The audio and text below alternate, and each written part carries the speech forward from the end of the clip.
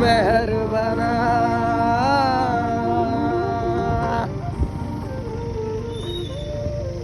हाम्रो राइडर दादा अगाडि हुनुहुन्छ, अर्को राइडर दादा यता हुनुहुन्छ। म चाहिँ एक्सचेन्ज हुँदै हुँदै कुद्दैछु होइन। अब चाहिँ हाम्रो डेस्टिनेसन पुग्नको लागि जम्मा आधी घन्टादेखि 45 मिनटको मात्रै बाटो रहेको छ। हामी जाँदैछौँ जाँदैछौँ जाँदैछौँ, कहाँ पुग्यौँ थाहा छैन।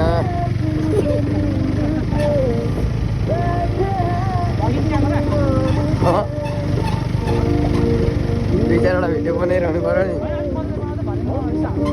ल। उहीँ तलै देखेको छ।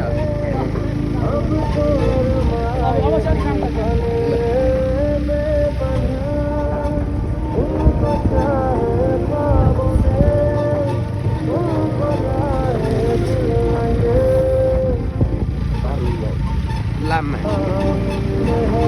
यो ढिलो भन्छ त अहिले। 10 घन्टा त के को टिक्नु। चार्ज फुल भएको थियो त नि। चार्ज फुल त भएको थियो। 10 घन्टा भनेको त 5 घन्टा टिक्छ भन्थ्यो अहिले। उसले 5 घन्टा भन्छ 4 घन्टा होला।